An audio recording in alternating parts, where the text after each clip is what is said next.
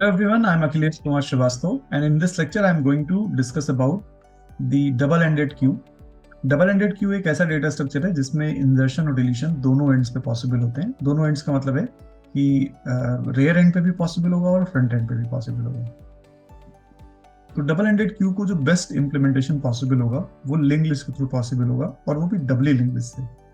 सो आइए हम सबसे पहले एक सिनेरियो लेते हैं जिसमें कि मेरे पास एक डबल-एंडेड क्यू ऑलरेडी बना हुआ है और उसमें कुछ नोड्स पहले से पड़े हुए हैं। क्योंकि हम डबल एंडेड क्यू को डबली लिंक लिस्ट इंप्लीमेंट कर रहे हैं, तो आपको पता है कि डबली लिंक लिस्ट में हर नोड में 3 फील्ड्स होती हैं। एक डेटा फील्ड होता है, एक लेफ्ट एड्रेस फील्ड होगा, एक राइट एड्रेस फील्ड होगा, और फर्स्ट नोड के प्रीवियस या लेफ्ट फील्ड में नल होगा और लास्ट नोड के नेक्स्ट या राइट फील्ड में नल होगा।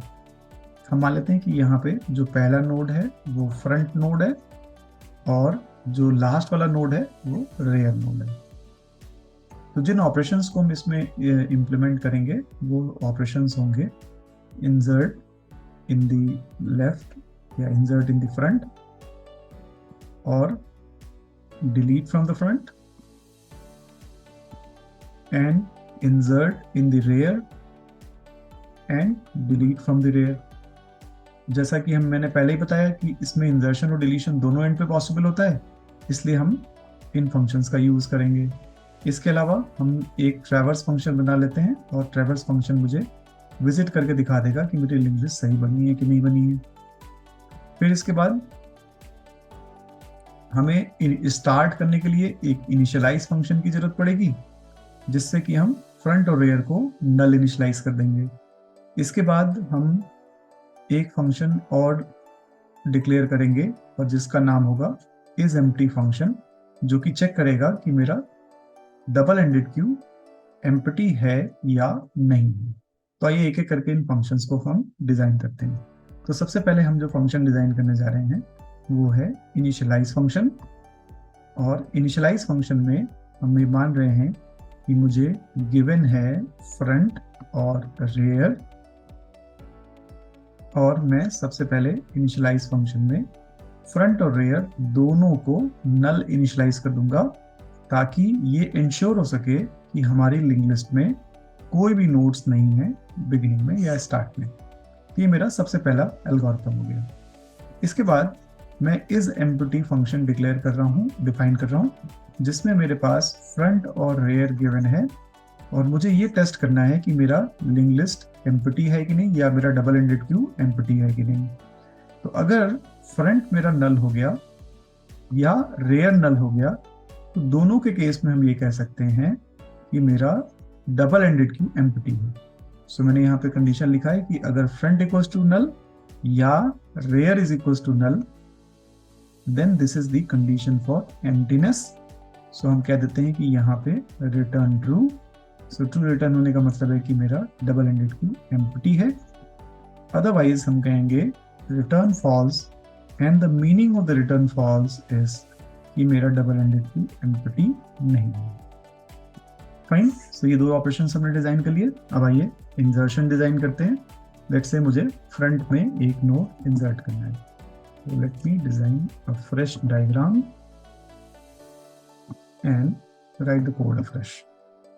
सो सबसे पहले मैं एक डायग्राम बनाता हूँ जिसमें मेरे पास ऑलरेडी एक डबल एंडेड क्यू अवेलेबल है, जिसमें कुछ नोड्स पहले से पड़े हुए हैं। लेट्स से यही दो नोड्स हमारे पड़े हुए हैं। तो ये मेरा फ्रंट है और ये मेरा रेयर है। तो मुझे जो ऑपरेशन डिजाइन करना है वो डिजाइन करना है इंसर्ट फ्रंट। तो अभी मैं मान रहा हूँ कि सब कुछ सही है, और बाद में मैं इसमें एक्सेप्शनल कंडीशंस को ऐड कर दूंगा। फिलहाल के लिए मेरे पास फ्रंट गिवन है, रेयर गिवन है, और एक्स डेटा आइटम मुझे इसमें इंसर्ट करना है। तो अगर मुझे फ्रंट में एक डेटा आइटम इंसर्ट करना है तो सबसे पहले मैं एक नोड ले लेता हूँ। लेट्स से ये जो नोड है वो पी नोड है।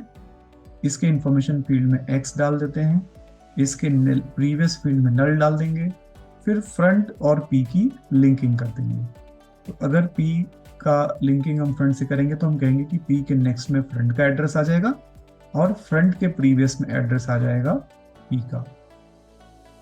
तो इस तरह से लिंकिंग हो गई है। अब हमें शिफ्ट करना पड़ेगा फ्रंट को पी नोड पे, क्योंकि अब पहला नोड जो हमारा है वो पी नोड बन जाएगा।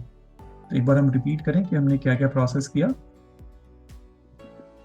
हमने फ्रंट में एक इंसर्शन करना था, आइए डिफरेंट कलर का पेन ले लेते हैं।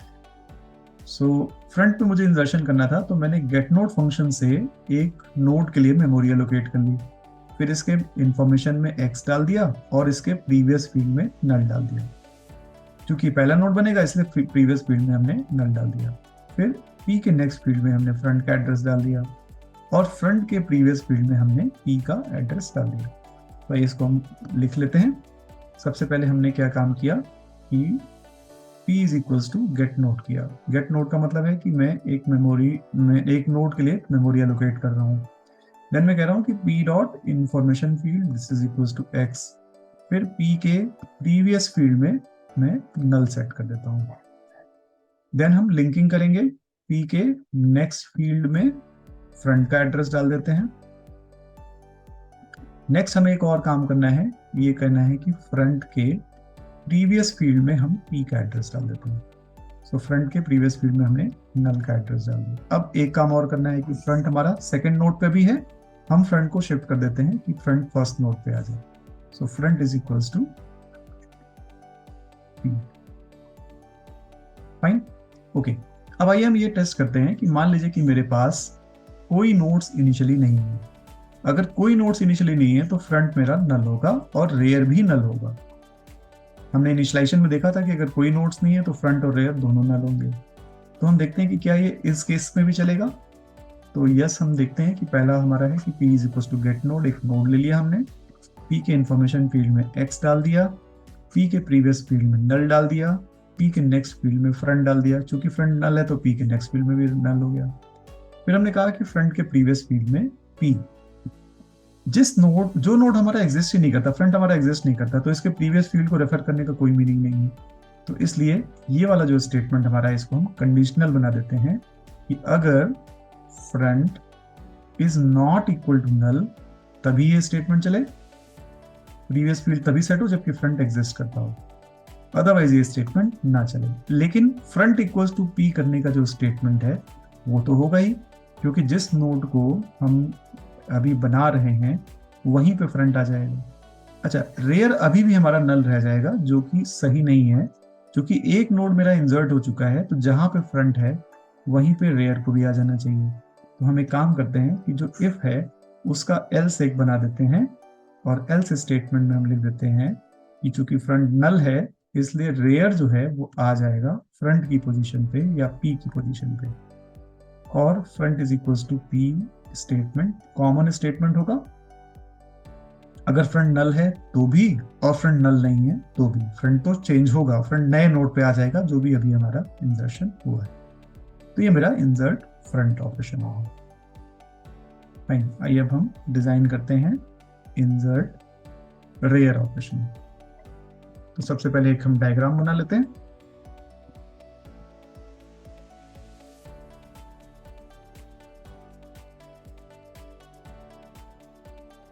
तो ये मेरा पहले से एग्जिस्टिंग एक डबल एंडेड क्यू है जिसमें यहाँ पे फ्रंट है और यहाँ पे रेयर है।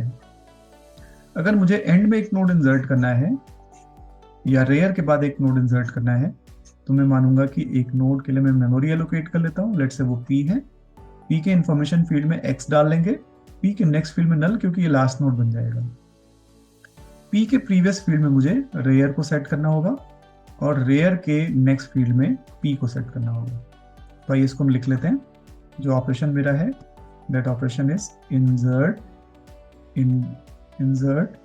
रेयर, गिवन है फ्रंट रेयर और x डेटा आइटम जिसे मुझे इंसर्ट करना है। सो मैंने गेट नोड फंक्शन को कॉल करके एक नोड के लिए मेमोरी एलोकेट कर ली है, फिर इस नोड के इंफॉर्मेशन फील्ड में x डाल दिया है, फिर इस नोड के नेक्स्ट फील्ड को नल सेट कर दिया क्योंकि यही नोड लास्ट नोड बनेगा। इसके बाद हम लिंकिंग कर रहे हैं कि p dot previous field is equals to rear. इसके बाद हम कह रहे हैं कि rear dot next is equals to P. Rear के नेक्स्ट फील्ड में हमने पी को सेट कर दिया। अब मेरा रेयर चेंज हो जाएगा, जो कि रेयर पहले यहां था, अब वो लास्ट नोड मतलब कि पी पे सेट हो जाएगा। So rear is equals to P. आइए हम देखते हैं कि अगर रेयर पहले से नल हो तो भी क्या ये चलेगा। अगर रेयर पहले से नल है तो इसका मतलब फ्रंट भी नल होगा। एक एक स्टेटमेंट हम चलते हैं। पहले हम कहते हैं p is equals to get node.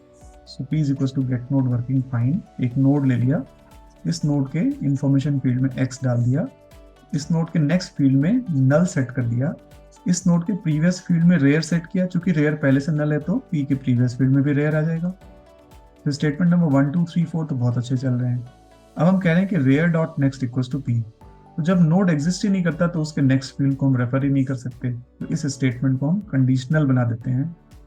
यहाँ लिख देते हैं कि if rear is not equal to null, तभी ये स्टेटमेंट चलेगा।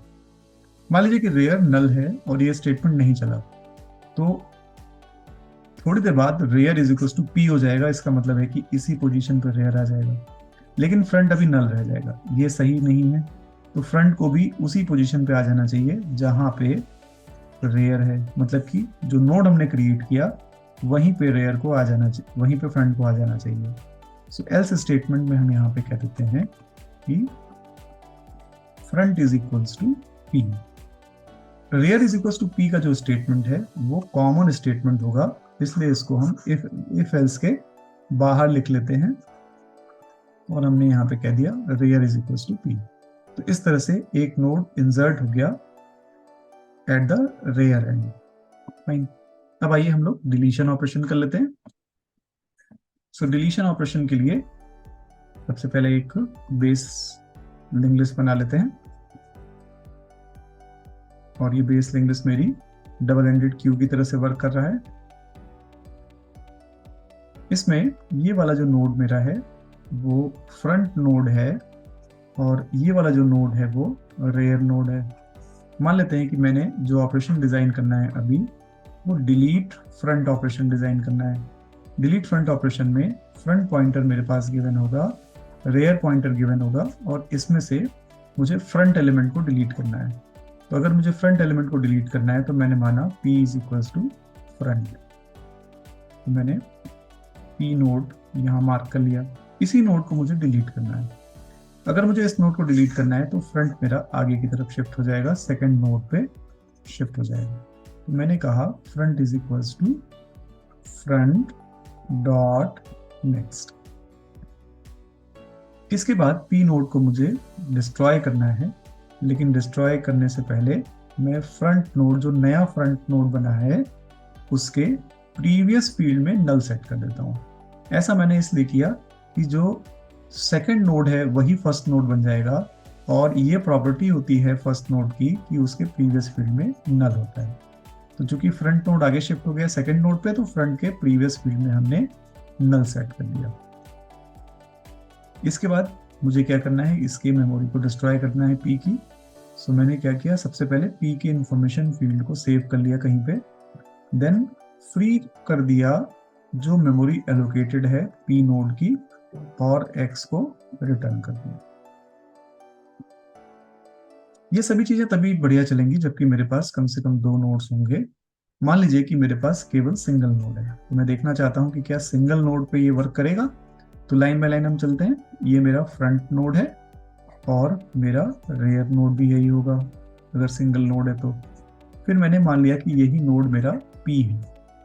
क्योंकि ये नोड p है तो p इक्वल्स टू फ्रंट बढ़िया चल रहा है। Front equals to front dot next, इसका मतलब जैसे आप फ्रंट को आगे बढ़ाएंगे मेरा फ्रंट नल हो जाएगा। फिर आप कह रहे हैं कि front dot previous is equals to नल।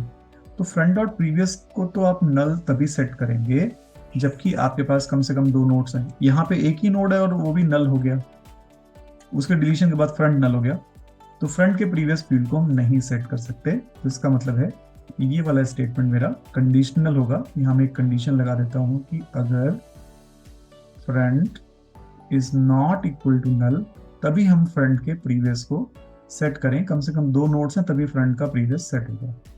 मान लीजिए कि ऐसा नहीं है तो फ्रंट तो नल हो चूका है। क्योंकि फ्रंट नल हो गया है इसलिए मेरी रिस्पॉन्सिबिलिटी ये भी है कि मैं रेयर को भी नल सेट कर दूं, क्योंकि रेयर अभी भी इसी नोड पे एड्रेस कर रहा है जबकि फ्रंट नल हो चुका है। एक ही नोड है वो डिलीट हो गया है, तो हम क्या करेंगे कि रेयर को भी नल सेट कर देंगे। और ये 3 कॉमन स्टेटमेंट है जो कि इफ एल्स के बाहर हैं। तो इस तरह से मैंने एलिमेंट को डिलीट कर लिया डिलीट फ्रंट ऑपरेशन से। एक ऑपरेशन ऑब्वियस है या एक स्टेटमेंट का चेक ऑब्वियस है, इसको आप सबसे पहले चेक कर लीजिए कि अगर मेरा फ्रंट नल है तो इसका मतलब है कि ये एक इंडिकेशन है कि मेरे लिंक लिस्ट में या मेरे डबल एंडेड क्यू में कोई भी एलिमेंट्स पहले से प्रेजेंट नहीं है। अगर एलिमेंट्स पहले से प्रेजेंट नहीं है तो आप एक मैसेज डिस्प्ले कर दीजिए डबल एंडेड क्यू, इसको हम डेक से डिनोट करते हैं, सो डेक अंडरफ्लोज।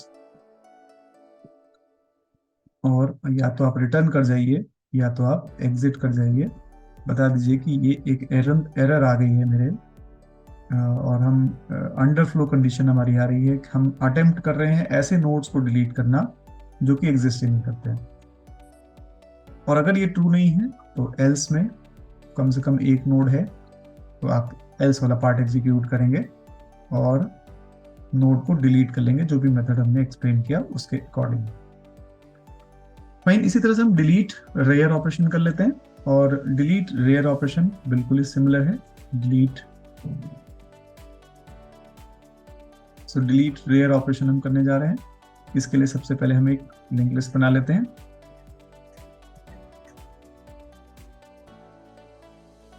ये मेरा एक डबल एंडेड क्यू है जो कि डब्ल्यू लिंक लिस्ट से इंप्लीमेंट हुआ है। ये नोड मेरा फ्रंट नोड है और ये लास्ट वाला जो नोड मेरा है वो रेयर नोड है। अगर आपको लास्ट नोड को रिमूव करना है तो आप मान लीजिए कि लास्ट नोड आपका P है, सो हमने कहा P is equals to rear. फिर इसके बाद रेयर हमारा सेकेंड लास्ट नोड पर शिफ्ट हो जाएगा, so rear is equals to P dot previous. तो रेयर शिफ्ट हो गया है सेकेंड लास्ट नोड पे। अब जो सेकेंड लास्ट नोड मेरा है उसके नेक्स्ट फील्ड को हम नल सेट करेंगे। ऐसा हम इसलिए करेंगे क्योंकि ये लास्ट नोड बन जाएगा, नया लास्ट नोड बनेगा, और लास्ट नोड का आइडेंटिफिकेशन है कि इसका नेक्स्ट फील्ड नल होता है। इसके बाद जो P नोड मेरा है इसकी मेमोरी को डिस्ट्रॉय कर देंगे। सबसे पहले इसकी इंफॉर्मेशन को कहीं सेव कर लेते हैं और इसके बाद फिर इस नोड को फ्री नोड फंक्शन को कॉल करके डिलीट कर देते हैं और X डेटा आइटम जो हमने रिट्रीव किया था उसको रिटर्न कर देते हैं। मान लीजिए कि आपके लिंक लिस्ट में केवल एक ही नोड है, तो एक ही अगर नोड है तो फ्रंट और रेयर दोनों सेम लोकेशन पे ही एड्रेस कर रहे होंगे। अब हमें अगर इस नोड को डिलीट करना है तो हम लाइन बाय लाइन चल के देखते हैं कि क्या हमारा सही चलेगा कोड की नहीं। So P is equals to rear से हमने इस नोड को P मान लिया, rear is equals to P dot previous से जब आप प्रीवियस फील्ड को रेफर करेंगे सो रेयर आपका नल हो जाएगा। देन आप कह रहे हैं कि rear dot next equals to null. So rear अगर नल हो चुका है तो उसके नेक्स्ट फील्ड को रेफर करने का कोई मीनिंग नहीं है, तो इसलिए ये जो थर्ड स्टेटमेंट है उसको हमें कंडीशनल बनाना चाहिए। सो आइए इसको हम कंडीशनल बना देते हैं। तो हमने यहाँ पे एक कंडीशन लिख दिया कि अगर rear is not equal to null after the setting the rear pointer, तो हम rear dot next equals to null कर देते हैं। अगर रेयर नल हो चुका है मतलब कि एक ही नोड था तो रेयर के नेक्स्ट फील्ड को रेफर हम नहीं कर पाएंगे। मान लीजिए कि मेरे पास एक ही नोड है तो रेयर तो नल हो ही चुका है और हमारा जो फ्रंट है वो टू बी डिलीटेड नोड पे ही पॉइंट कर रहा है, तो हम क्या करेंगे कि फ्रंट को भी नल सेट कर देंगे ताकि इसके डिलीशन के बाद फ्रंट के पास डैंगलिंग पॉइंटर ना हो। सो हमने एल्स में ये कहा कि front is equals to null, चूंकि रेयर नल हो रहा है तो फ्रंट को भी नल होना पड़ेगा। फिर ये कॉमन स्टेटमेंट है, चाहे एक नोड हो चाहे एक से ज्यादा स्टेटमेंट हो, नोड को डिलीट करके उसकी डिलीटेड इंफॉर्मेशन को मुझे रिटर्न करना है और नोड की मेमोरी को डिस्ट्रॉय करना है। एक स्टेटमेंट ऑब्वियस होगा जैसे कि हमने डिलीट फ्रंट में भी किया था कि अगर मेरा रेयर नल है तो डिलीशन पॉसिबल नहीं होगा, ये अंडरफ्लो की कंडीशन इंडिकेट करता है। So if rear is equals to null हम कहेंगे कि राइट डेक अंडरफ्लोज, और अगर डेक अंडरफ्लो करेगा तो हम एग्जिट कर जाएंगे, ये एरोनियस कंडीशन है, एक्सेप्शन है जो कि नहीं होनी चाहिए थी। और अगर ऐसा नहीं है तो जो हमने अभी डिस्कस किया था डिलीशन का प्रोसेस वैसे ही रहेगा। So this is the delete rear function, जिसमें कि फ्रंट और रेयर एड्रेसेस मुझे गिवन है और मुझे एक नोट को डिलीट करना है जो कि रेयर एंड पे है। So this is the algorithm for delete rear. I hope आपके समझ में आया होगा। जब आप इसको इम्प्लीमेंट करेंगे तो आप एक ट्रैवर्स फंक्शन भी बना लीजिएगा जो कि फ्रंट से लेकर रेयर तक सभी एलिमेंट्स को ट्रैवर्स करता है, और इससे आप वेरीफाई कर लेंगे कि जो इंजर्शंस आपके हुए हैं वो करेक्ट इंजर्शंस हैं या नहीं। So thanks for watching this video.